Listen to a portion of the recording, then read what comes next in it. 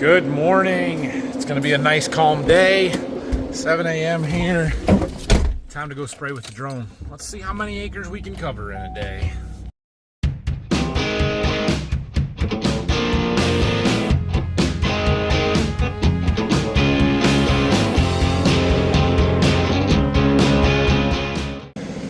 Loading both totes up this morning. We've got our fungicide and our boron in here. I got some other stuff we're going to put in. I just don't have them out here and need to figure out where exactly we want to go with it. We're going to spray this field right across the road first. I don't need it there, so no big deal. Yeah, that's enough for 200 acres and would be a pretty good day if we can get that done. First flight, 7:49 a.m. Get this one sprayed out, and then we should have about 50-ish flights today if we're going to use up the chemical that we got. So it's going to take a minute. Here's our first field. We've got a couple of areas that we're going around. I don't need to do this back corner by the trees because it's terrible. There's a big drowned out spot right there, and there's a dike right there. The rest of the field gets sprayed. Should be 33, 34 acres by the time we're done in this one. We do have, just down the road here, another tank or two to spray to finish the fields that we were doing the other day, so we'll go and do that when we're done here. This was on the way to there, so that's what we're doing. Everything is set up here. We've got my tank agitation on our mixer. We'll just keep that stirring up the whole time. Batteries, both of those are charged, so we're all caught up there. I got my chair. I was gonna put the canopy up, but I don't want to say this, it's almost a little chilly today, this morning. I'm sure it'll get hotter later, especially if the sun comes out, but for right now, we don't need the canopy.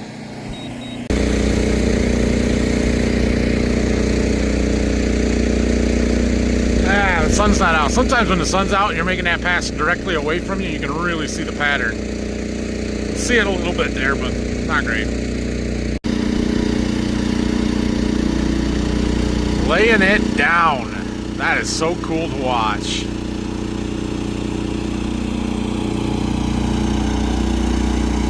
So we are spraying 2.5 gallons to the acre. And we're doing a 28-foot spread pattern. What's our other parameters here? So there's a few things you can set. Let's just go to the controller here. 2.5 gallons to the acre. Our droplet size, 500 microns. You can change that. That's the very coarse. That's the coarsest setting we can get. I could probably make it a little finer because we don't have much of a wind today. We're just going to leave it alone for now. Flight speed, we're doing 30 feet per second at 12 feet above the crop. I don't know if those settings are right. Those are the settings that I'm using. They seem to be working pretty good. I think this drone does a pretty good job coverage-wise. At some point today, if I get brave enough and have time and feel like it, we'll take some of the water paper, contact paper out and paper clip it to some leaves on some corn and see what kind of penetration we're getting. But I think we're doing just fine. So, what else? We're spraying, like I said, 2.5 gallons to the acre. We've got 13.7 ounces of our Miravis Neo and a pint of boron, plus 2 ounces of a drift reduction aid so that it doesn't drift. Not that that's a big worry today, but it's one of those things you just kind of put it in the tank because if something happens, you can say you did everything you could to prevent it. Coarse droplets, drift reduction, all the stuff, you know? Okay, it's flying out there. So this field here, you can see the trees that kind of go around the back side of it. There's a big hill that drops off pretty sharply for the back end rows there. And the drone is following the ground, right? It doesn't stay at constant altitude, it stays at constant elevation off of the ground. And so when it gets in the back there, it goes down that slope, and we lost communication there. It disconnected. That's what the upper decks on these trailers that people do are for. I get it. I get it. But I jumped up on my tanks and we regained and got it started back up again. All right, well, keep going. So we're clear back in that corner right now by one of our non-spray zones. Look at this picture. Yeah, there's our big drowned out spot. think we have a broken tile back there. So no flow, no flow, no flow, no flow. But now it senses the corn as an obstacle until it gets back up over it and turns it back on. I was guessing where that boundary was, so we're not perfect, but that works. Corn out there looks really good from the air. I mean, that looks pretty good. I'm pretty happy with that. And then right about here, right in front of us, there's a set of end rows, and then there starts my plot. So some of this corn's a little fuller seasoned and probably not quite as far along. We're a little early on the fungicide. It'll be okay. It will be okay. All right, there we are. 8:49. It's been exactly an hour since we lifted off our first flight. We're not quite done, but we're close. 31.3 acres covered, and that includes fill time and everything. Finished that first field. We've got just a little bit left to finish in this field where we got rained out the other day. I probably should respray the whole field, but we're not going to. So we're going to do that. It's just 2 tank loads, not even that, 1.5 here. A lot of little short rows and stuff, so we did just a partial tank on the first one since I couldn't do it all in one anyway. When you have lots of short rows and turns, your battery dies before you can spray out a full tank. This is what I'm learning. So our next field here is the one on the north side of the house, or across the road from the farm. And this is the field I have my high management test strip in versus standard. The standard area is not going to get any fungicide, so I have to mark that out. But also the high management plot and the actual field are going to get a little different treatment too. We're going to put some of the added foliars and stuff in on that high management style side. So I am trying to figure out the best way to mark these points. And the best I have come up with is to come out here with the controller in hand, which I have, because it has GPS on it and it will allow me to mark a waypoint. So I'm marking all of my points on the end of the field, and then I can mark the rows, or you know, have all the plots outlined, and I can draw my borders around them. Just got to find this last one. There it is. Okay, so now we're just marking points here. All the pollen on my controller. Waypoint added. So there's my 3 points, and now we just draw boxes around them. All right, let me get out of the field here. So I put this big non-spray area in here, and you can kind of see my split planter where we got 2 different hybrids. See, that corn looks different than that corn. If I get my finger out of the way, there's 24 row strips there. Anyway, so we've got this big area that we're not spraying. We are going to spray half of it. Basically, this blue dot to that blue dot is going to get sprayed, but we're going to use a different product, so we'll do that later. So we're going to spray all of this that way to the house, up to what we already sprayed. There's a lane there. It separates these fields. And then the rest of this going to the north there. One thing that I'm finding that I don't like about the way that this does stuff is look at all these little short rows it's going to do here on these ends, because I didn't bring my points out to the end of the field. So now it's going to want to go back and forth over all of that instead of just going this way. Apparently it doesn't want to go 2 different directions in the same field. That's not very efficient. All right, well, we're going to spray this tank out, and then my truck is here to load up the empty boxes. I totally forgot he was coming. He texted me early this morning, said he'd be there a little after 9. And there's no way he was there a little after 9 because it's almost 10 now. And I just looked at my phone at the time, and I was like, oh, crap, I wonder if he's there. So I looked, and he is, but I drove by there a little after 9, and he wasn't there. So he may have been waiting for me for a little bit, but I gotta get the drone landed. I can't just leave it. So we'll land it here and then run down and load that up real quick. But we're doing really good. We're covering ground already today. All right, he is loaded up and out of here. I feel bad that I was a little slow getting back. He was waiting for me for 45 minutes probably, and I was right down the road. I don't know how he got here, because he must have drove by when I was out in the corn trying to mark those points, because he had to drive right past here. He came from the north, so oh well. Anyway, let's keep her moving. Let's keep spraying and see how much ground we can cover. We're gonna cover some ground. I'm pretty happy with things so far.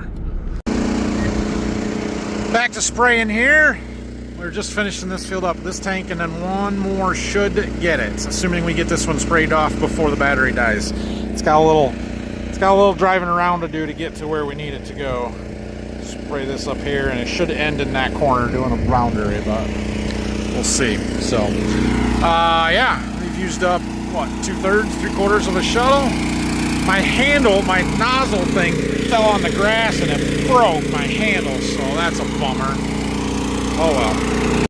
Finishing the perimeter pass on this field, and we're going to be done here. We are going to come back to this to do this plot, but I've got to use up what I've got in my totes so that we can mix up the stuff that we want for it. We've got a field that's got 36 acres, about 1.5 miles from here around the corner, 2 miles maybe, so we're going to head there next. This one will be a quick field here, this first part. There's 2 fields here. That's cool. Never not going to be cool. We have 11 acres in this front field to do. Looks like that. Could be 3 tank loads. And then we jump across the ditch over here and do the back. There's like 26 acres back there, so that will take a little bit longer, but a little over an hour we should be done here. And then it might be time to go grab some lunch. We've got some really pink silks on this hybrid. Look at that. Almost purple. Huh. That's just a genetic thing. It's really not good or bad one way or the other. It's just these genetics. You can also see where we had some different variety. I'm sure that I switched varieties between the last field and this field, and there was still a little bit of seed in the planter. That's what the white silks are. Oh well. Or I suppose it's possible that it's the refuge corn.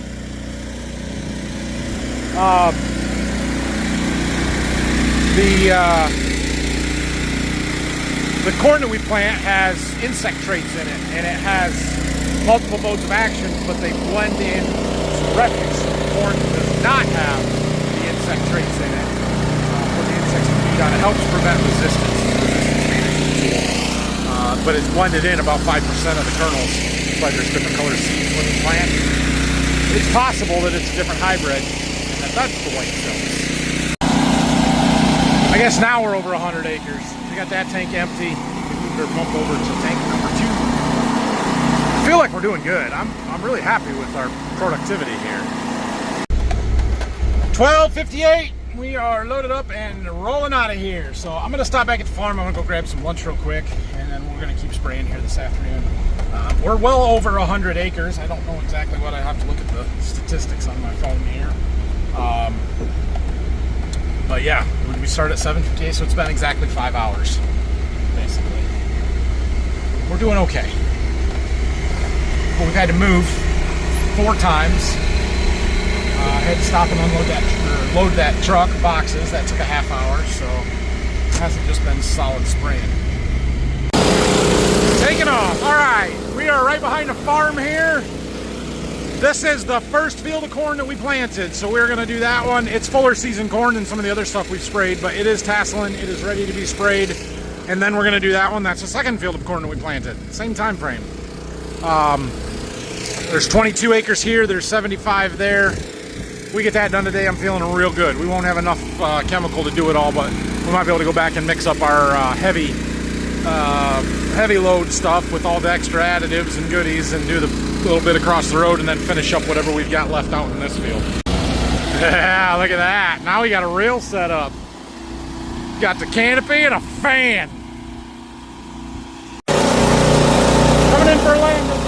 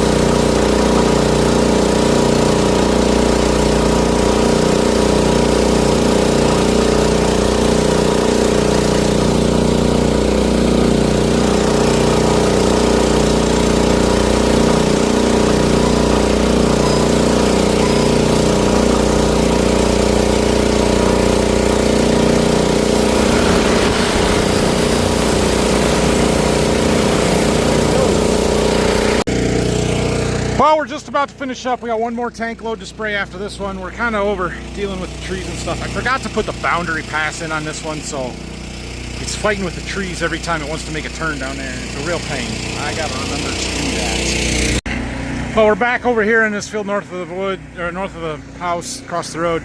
This is my high management strip. So I mixed up another tank, well, 2 tank loads basically. We just mixed up enough to spray 8 acres. I did up it to 3 gallons an acre because we got so much more stuff in here. So we've got our Miravis Neo. We've got our, along the trees in the back. So we got our Miravis, we've got our Boron. I added a quart to the acre of Sweet and Easy, which is a sugar product. And we added some Onward Max, which is a PGR, a plant growth regulator from Ag Explorers. So those are the things that I had to add. I've got some more foliar feed stuff that we will put in, but it's like an R3 timing. It's when the corn's like milk stage. So that's another subsequent pass later. And we'll probably throw another fungicide pass on this in 3 weeks, just on this spot here. So anyway, this one won't take too long, and then I gotta figure out what we're gonna do from there, whether I wanna mix up some more stuff and keep spraying tonight, or 225 acres is good enough. Conditions are pretty good. We've got no wind right now. Can't see the spray pattern real good when there's clouds behind it, but once it gets in front of the trees, then you can kind of see it. It's a beautiful thing to watch.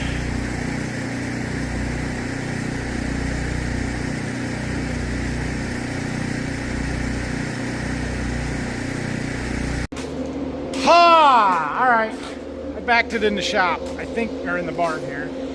I think we're gonna be done. I think we're done for the day. I am gonna get in the pickup and go drive around and do a little scouting, because my problem is I'm not real sure where to go next. I know of one field that I think we can do, and I need to see what else. And we should go look at our soybeans over there in the muck and see if we need another shot of manganese and Liberty. The tile crew has made significant progress today. They are just wrapping this field up. Looks like they got 2, maybe 3 more runs to put in. So they're really about done here. In the drone video yesterday, a few of you guys wanted some close-ups of some of their other equipment. This is their old tile moving tractor. I don't know if they ever used this on their plow or not. But yeah, it's an old Alice Chalmers. I have no idea the model number or anything like that. But they now use it for moving the rolls of tile around. Got these spears on the back, I guess, that go through the center cores, and they can pick them up and move them around. We'll jump on the Gator, go back and check out their other tractor they got back there. Okay, not the Gator. Dad's got that on the trailer. He's been spraying weeds in faraway fields. We'll grab the 4-wheeler. This one, you guys wanted to see this one. This is an old John Deere 5010, I believe. At least that's what the number on the side used to say. Should find a serial number tag somewhere. But yeah, they got this big like closer wheels here on the front that helps to close these tile trenches up. And they're pulling a little John Deere disc behind it. This is a pretty cool old tractor.